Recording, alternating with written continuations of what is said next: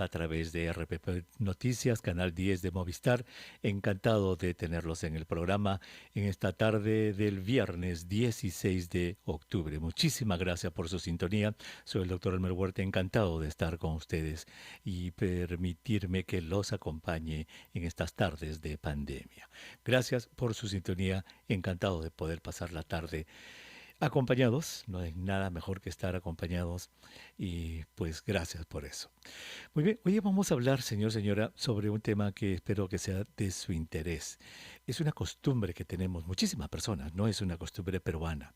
Yo que vivo en Estados Unidos hace más de 30 años, la veo en hermanos y hermanas de muchos países de Sudamérica y Centroamérica y de México también. ¿Cuál es la automedicación?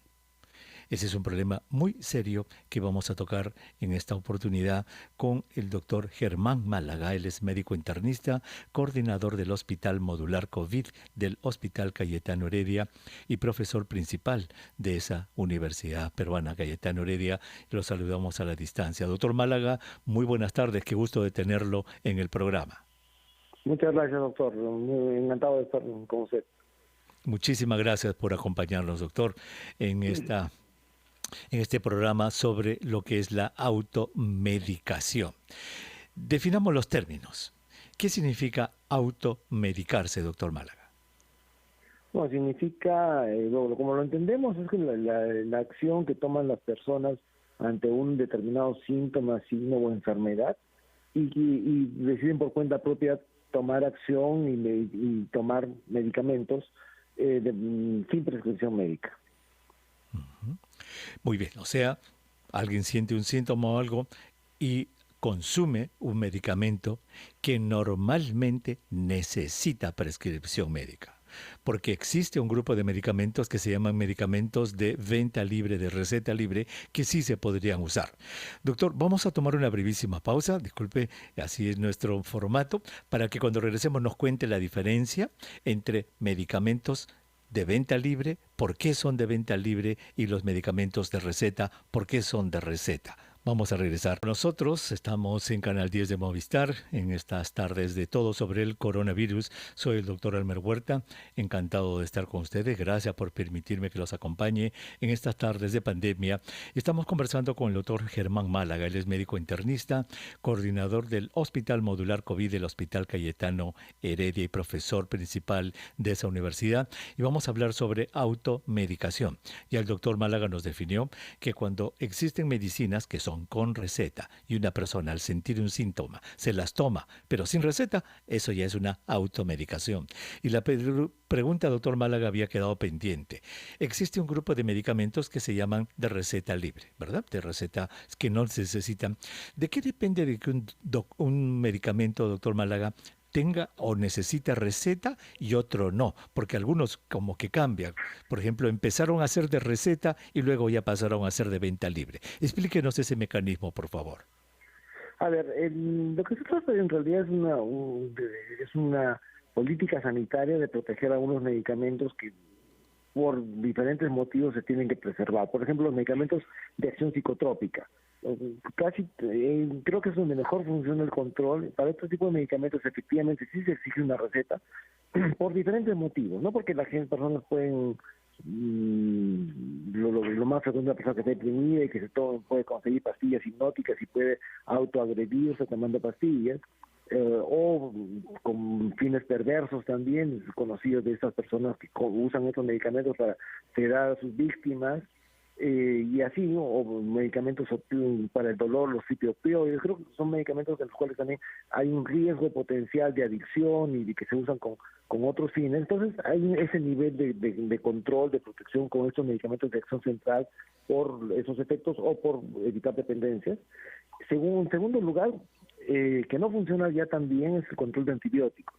Y la razón de controlar los antibióticos tiene que ver con salud pública, porque si se siguen usando los antibióticos de la manera indiscriminada como se usa, se va perdiendo los efectos. De hecho, hay estudios que hemos hecho en Cayetano Heredia hace varios años, por ejemplo, antibióticos maravillosos como ciprofloxacina. El 60-80% de las personas que vienen de la calle ya tienen con infecciones urinarias de la comunidad, ya tienen resistencia a este antibiótico. Por lo tanto, es un antibiótico que por uso y abuso se ha perdido en el tiempo, ya no nos sirve más a pesar de ser un excelente antibiótico.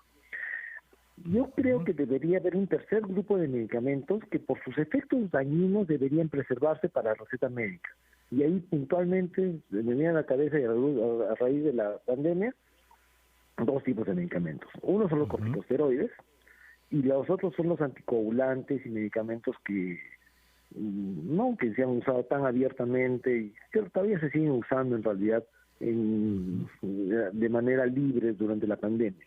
Entonces, y en contraposición están los medicamentos de venta libre, que son pues los medicamentos, bueno, vitaminas, con suplementos nutricionales, medicamentos analgésicos simples, que también deberían, que no debería ser tan simple porque muchos nos consta y a todos que pacientes que tienen un dolor abdominal, empieza a automedicarse con un analgésico que lo puede conseguir fácilmente en farmacia.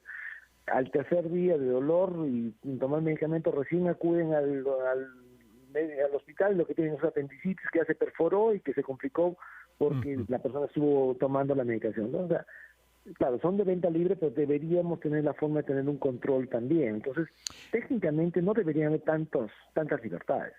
Exactamente.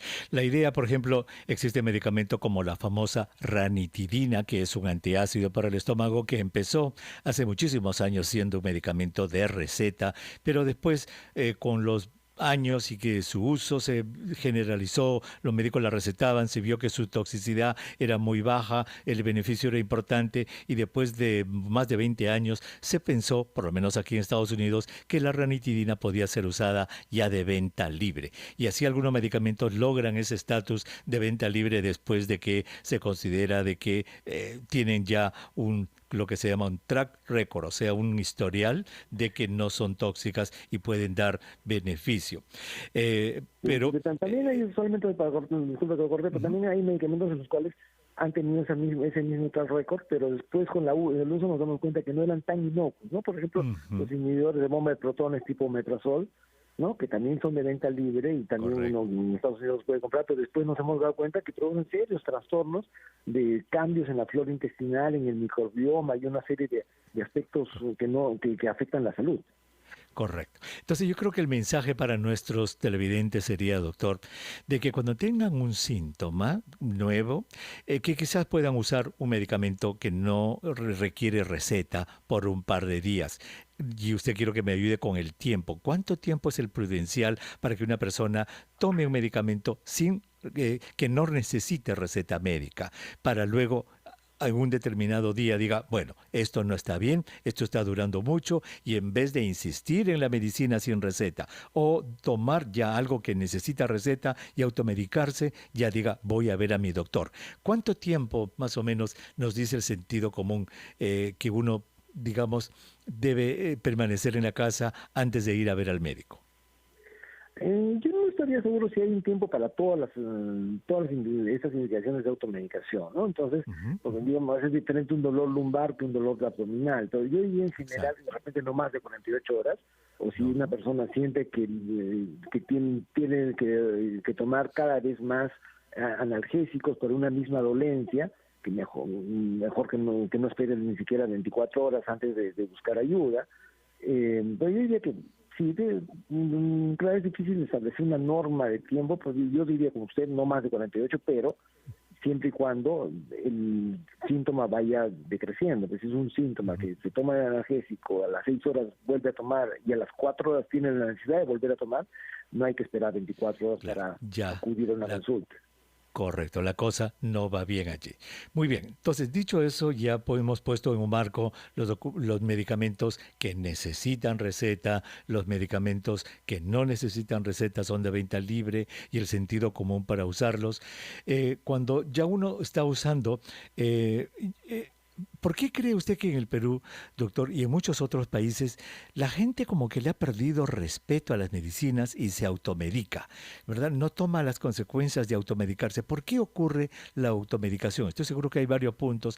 ¿Cuáles son los principales puntos que explican que una sociedad se automedique? Sí, en verdad de eso es mucho más complejo de lo que podamos discutir ahora. Pero lo primero yo creería que es la falta de acceso a atención en salud, ¿no? Entonces, si hay falta de acceso Si tengo una dolencia y me dan la cita en 2 semanas, entonces, claro, lo primero que hace uno es automedicarse, o creo una forma de automedicación que también, bueno, que no es una medicación directamente, pero sí, si una persona va a una farmacia y se contacta con un dependiente de la farmacia y esa persona le prescribe medicamentos, yo creo que podría encajar en esta forma. Entonces es mucho más fácil acceder a un que ni siquiera es un químico farmacéutico, muchas veces son dependientes, tecnólogos que han estudiado una carrera muy corta y son dependientes de farmacia, y sin embargo y a mí siempre me llama la atención cómo una persona puede ir a confiar su vida y su salud a un dependiente de farmacia, con todo el respeto que merece, pero que dan recetas bien que a uno lo atemoriza, ¿no? Porque recetan un antibiótico, un corticoide, un antihistamínico y un protector gástrico, ¿no? Es, digamos, un poco para síntomas respiratorios altos, bueno, hablando. Exacto. Ahora la cosa es distinta, pero por ahí hay un tema. Entonces, la falta de acceso, la facilidad, por el otro lado, de esas faltas de controles que hace que se extendan en las farmacias los medicamentos. Yo creo que también tiene que ver un poco la falta de la no educación en salud. Entonces una persona no es consciente de que tomar medicamentos sin ton ni son pueden ser perjudiciales para la salud tanto o más que la afección que tenía de base. Exacto, a eso me refería yo cuando le llamé falta de respeto. Es como que esta falta de información hace que la persona no mida las consecuencias de tomar una sustancia química que puede tener efectos secundarios importantes. Y eso se manifiesta en que, ya sea que lo consigue por aquí o por allá, se toma los antibióticos que sobraron del tío, de la tía, o la medicina que sobró del hijo, lo que sea.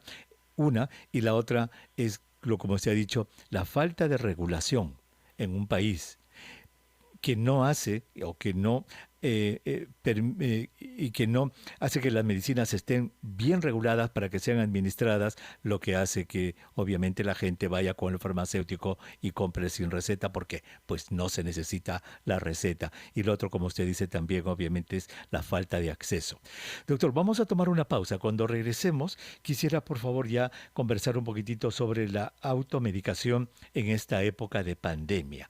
¿Qué es lo que está tomando la gente y por qué toma ese tipo de sustancias? Regresamos inmediatamente después de la pausa. Nuestro programa, muchísimas gracias por estar con nosotros en estas tardes de todo sobre el coronavirus a través de RPP Noticias, Canal 10 de Movistar Televisión. Si usted recién se une a nuestra transmisión, estamos conversando con el doctor Germán Málaga. Él es médico internista, coordinador del Hospital Modular COVID del Hospital Cayetano Heredia y profesor principal de esa Universidad Peruana Cayetano Heredia. Estamos conversando sobre automedicación. Y ya nos definió los términos cuando existen medicamentos que necesitan receta médica y la gente va, los consigue de alguna manera y se los toma sin la receta. Eso es automedicación. Nos ha dicho que hay dos grupos de medicamentos: unos medicamentos que no necesitan receta médica, son sintomáticos, que se pueden comprar así nomás, y obviamente los medicamentos de receta. Y nos ha dicho que la falta de acceso de la población a los servicios de salud pueden explicar por qué la gente se automedica, y también la falta de regulaciones laxas de países que permiten que esto suceda, y obviamente una falta de educación de la gente que al no tener la información necesaria pues se arriesga a tomar medicinas o a aceptar medicinas de gente que no está capacitada para que se las dé. Doctor Málaga, en ese contexto que hemos hablado, ¿qué es lo que ha observado usted, qué es lo que han observado ustedes en la Cayetano Heredia con relación a la automedicación durante esta época de pandemia? Bueno, la situación realmente ha sido dramática, ¿no? Cuando evaluamos a los pacientes, todos, sin excepción, ya vienen tomando varios medicamentos, y tanto así que llamamos el combo COVID de los pacientes, ¿no? Que incluye necesariamente uno o dos antibióticos. Con el tema de las directivas del MINSA, la gente ha asumido que la acitromicina no es un antibiótico y que es un antiviral aparentemente, porque siempre vemos la combinación acitromicina más otro antibiótico.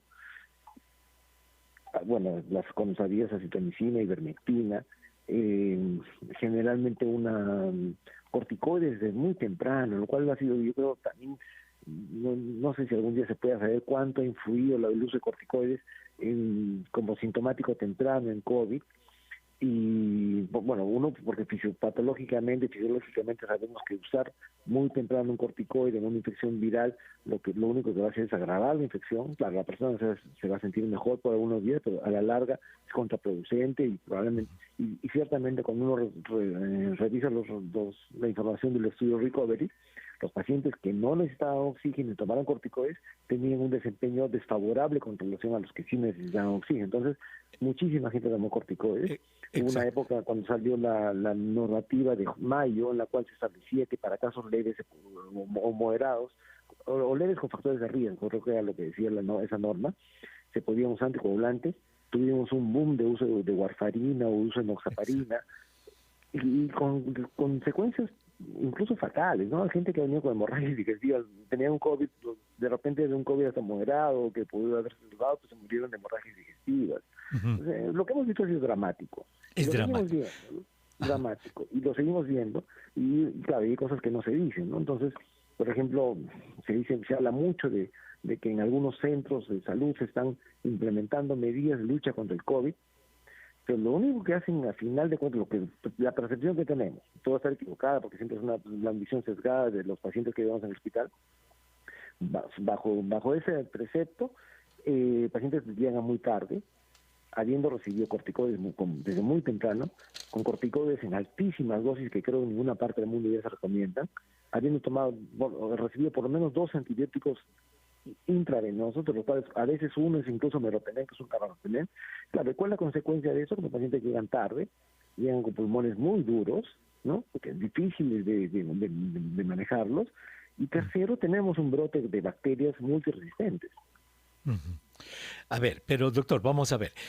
Es dramático realmente que un paciente llegue, como se dice, tan medicado con este famoso combo que usted nos dice, 2 antibióticos, incluso con antibióticos endovenosos, corticoides, etcétera.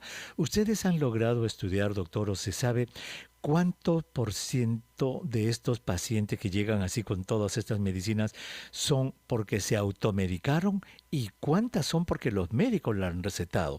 Y le digo esto porque a mí a la distancia me llegan recetas de doctores peruanos que recetan todas estas cosas a sus pacientes, dexametasona para casos simples y antibióticos. Sí, yo creo que hay estudios que se están haciendo. Hace poco salió un estudio me parece que fue en la revista Acta Médica, que se hecho por los médicos justamente en un hospital, en la cual se establecía que 2/3 partes eran automedicación y 1/3 parte era medicación prescrita. Y claro, y como usted comparto esa sorpresa, ¿no? Ahora, también es cierto que es un tema, estamos viviendo una época bien complicada, ¿no? Hay mucho temor detrás. Por ejemplo, yo tuve la experiencia de una colega mía con la cual yo trabajo, la cual yo tuve mucha fe, y intentamos en el hospital modular tener reuniones de uniformización de criterios, cuándo usar corticoides, cuándo no usar corticoides, cuándo, ¿no? Porque una cosa que pasa también, incluso en el hospital, que llega el paciente de neumonía COVID, también le ponen un antibiótico, un momentito, menos del 10% de neumonías por COVID o las neumonías en este contexto son por bacterias, el 90% son neumonías COVID, mejor suspendamos antibióticos. O sea, tenemos este tipo de conversaciones y a pesar, y esta chica, bueno, le digo una chica porque es bastante menor que yo, pues una doctora que trabaja conmigo, y le di, se ha infectado. Se ha infectado, es muy joven, no debería tener ningún problema, pero se ha infectado y está asustada. Es más, sus marcadores inflamatorios son negativos, sin embargo ella se empieza a tomar dexametasona. Le digo, oye, ¿pero por qué haces esto? Entonces me dice, sí, doctor, disculpe, es que es el temor. Y es que hay mucho temor. Yo creo y esa reflexión va que creo que falta una voz serena, ¿no? Una voz serena que nos diga lo que usted ha dicho en un momento. El 95% de los casos se van a resolver con Panadol y agua, ¿no? No propiciemos que la gente tome medicamentos. Exacto. Y por otro lado, creo que no hay una conciencia de que, el ejemplo que le puse, la gente ve la norma sale en los periódicos, sí, se puede usar anticoagulantes para casos leves con factores de riesgo, y los médicos y los pacientes empiezan a automedicar. Entonces, eso que dicen, lo he escuchado, diciendo, no, ya tenemos una cultura de automedicación, y las formas no están influyendo. Nosotros creemos que sí están influyendo. Exacto. Y este ejemplo de los anticoagulantes yo creo que son clarísimos, de que como una norma influye en una automedicación. Exacto. Yo creo que ese es el punto, doctor, porque cuando salen estas normas de una u otra manera llegan a los medios de comunicación y la gente escucha los nombres y como viene de una autoridad tan importante como es el Ministerio de Salud, ya la gente cree que ese es el camino de la curación o de la prevención o de lo que sea y ahí empieza ya el problema. Entonces, cuando escuchamos, por ejemplo, a funcionarios del Ministerio de Salud o a asesores del Ministerio de Salud cuando dicen un ratito, dicen. En la norma nosotros hemos recomendado que eso sea solo para pacientes de riesgo y bajo evaluación médica con receta médica. A uno le da ganas de decir, ¿y en qué país vive esta persona? No se da cuenta que vivimos en el país de la automedicación y que basta que se haya publicado esa norma para que la gente crea que ese es el camino y empieza a conseguirlas en donde sea y los políticos la usan y reparten ivermectinas y reparten hidrocloroquinas a todo el mundo, doctor. Ese es el Sí, pues, problema de la norma. de un grupo que nos hacemos llamar, lo que nos autodenominamos la retrospectiva, que le mando saludos. En este grupo lo que comentábamos era justamente eso, ¿no? Y que, por ejemplo, estamos conduciendo un ensayo clínico con ivermectina en Cayetano, y a partir de que ayer se ha declarado que se retira, los pacientes ya no quieren, o sea, no quieren ser remitidos, enrolados en el ensayo. O sea, la gente sí escucha lo que dice el ministerio y la gente está pendiente de lo que dice el ministerio. Exacto. Y evidentemente, les estoy poniendo ejemplos a favor, cómo sí se propicia y cómo cuando el ministerio dice no, ya no se usa ivermectina, la gente dice no, el ensayo clínico por algo lo ha retirado el ministro. O sea, la gente sí es consciente, sí escucha las autoridades. Entonces, lo nuevamente, cual nos obliga a que, ¿verdad?, que critiquemos de una manera constructiva al Ministerio de Salud para que tenga campañas educativas, porque a ellos los escuchan, campañas educativas dirigidas a diferentes grupos sociales, por grupos de edades, por grupos regionales, etcétera, diversificadas. Eso es lo que nos están debiendo en el MINSA. Doctor Málaga, por favor, le ruego que nos espere para regresar en un momento para terminar nuestra conversación sobre automedicación en esta época de pandemia. Regresamos. Y ya estamos de regreso en el programa. Muchísimas gracias por estar con nosotros en estas tardes de todo sobre el coronavirus a través de Canal 10 de Movistar, RPP Televisión. Estamos conversando, si usted recién se une a nuestra programación, con el doctor Germán Málaga. Él es médico internista, coordinador del Hospital Modular COVID del Hospital Cayetano Heredia y profesor principal de esa casa de estudios. Y hemos conversado sobre la automedicación en general y hemos empezado a hablar sobre la automedicación en esta época de pandemia y nos ha dicho que esto ha sido terrible lo que él ha visto en el Hospital Cayetano Heredia. Gente llegando ya consumiendo el famoso combo, el combo del COVID, como le llaman los doctores, que tiene 2 antibióticos, tiene cortisona, tiene ivermectina, tiene hidroxicloroquina, todo un desorden. Y la gente, ¿por qué hace esto? Porque escucha, pues, en los medios, en todas partes, las normas del MINSA, que dice, esto se aprueba, esto no se aprueba.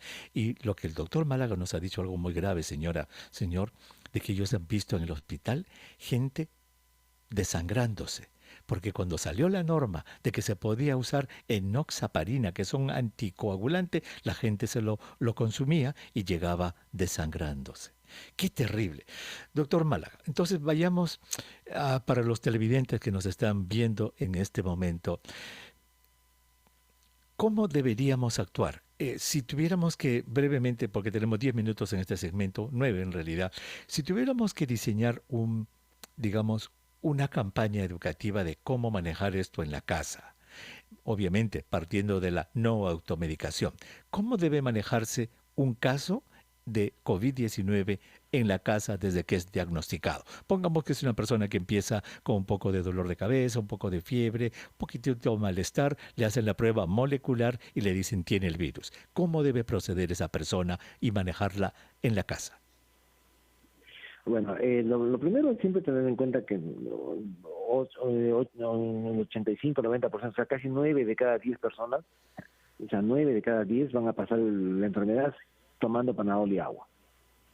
no van a necesitar ningún otro tipo de intervención. Siempre recordar lo que usted creo que varias veces lo ha mencionado, que esa enfermedad tiene dos fases, ¿no? La primera fase que sí efectivamente es muy molesta, que depende del virus, pero hay una segunda fase que empieza como alrededor del quinto, sexto día en adelante, en la cual sí hay una reacción inflamatoria de la persona y que es cuando pueden ocurrir las complicaciones. Claro, necesitaríamos tenerla y lo que exigiríamos de parte del Estado, que todo lo que no se va a usar en compras de estos medicamentos de dudoso beneficio, o no beneficio en algunos casos ya demostrado, se compren oxímetros, se puedan repartir oxímetros de pulso, que la gente se pueda controlar los oxímetros. Un aspecto que nosotros también se ha conversado y bueno, es conocimiento. Lo que más ayuda cuando la persona empieza a bajar la saturación de oxígeno, y esto significa que a nivel del mar tenga menos de 95, que acuda temprano al hospital, que reciba oxígeno temprano, ¿no? Que evite todos los efectos nocivos que produce la falta de oxígeno en el organismo. Eso es lo más importante, acudir temprano, no automedicarse, no tomar antibióticos, no tomar corticoides, recordar que y hay evidencia, ¿no? Tanto que estás hablando de evidencia, lo cual creo que es bueno en el sentido de que la gente va a empezar a tomar en cuenta que lo que debe guiar un tratamiento debe ser la investigación científica, no la corazonada, no la buena intención, no, el conocimiento científico es el que tiene que guiar el tratamiento. Pues lo que dice el conocimiento científico es que si una persona toma cortisona por su cuenta antes de necesitar oxígeno, es decir, ambulatoriamente, es perjudicial y aumenta el riesgo de mortalidad. Eso, y el otro tema es que hay que cuidarnos de los antibióticos. Estamos usando antibióticos potentísimos para tener que combatir el brote de la Acinetobacter y otras bacterias que tenemos en el hospital. Entonces, que no se expongan, que no se a ese tipo de perjuicios. Eso sería, digamos, el resumen, ¿no? O sea, tener la tranquilidad de que esta es una enfermedad que se va a autolimitar en la mayoría de las personas, estar alerta a partir del cuarto o quinto día, acudir ahí a consulta, acudir ahí en ese momento a que sea evaluado, que se le mida la oxigenación, que se tomen los exámenes, imágenes, lo que corresponda, y si la oxigenación empieza a bajar, acudir temprano a la hospitalización, ¿no? Ya tenemos camas, afortunadamente, no tantas en UCI, pero sí de hospitalización sí tenemos camas, de modo que nos encantaría admitirlos temprano. Y nosotros hemos visto además en investigaciones en el Hospital Cayetano Heredia, cuando el principal factor en un estudio que liderado por el doctor Fernando Mejía, que está a punto de ser publicado en una revista internacional, cómo la persona cuando llega temprano y recibe oxígeno temprano, su mortalidad se reduce enormemente. En cambio, cuando la persona llega tarde, varios días después, el riesgo de morir puede superar fácilmente 50-60%. Eso, digamos, se ha demostrado en estudios, de modo que eso sería, creo, lo más importante como resumen de qué se debería hacer.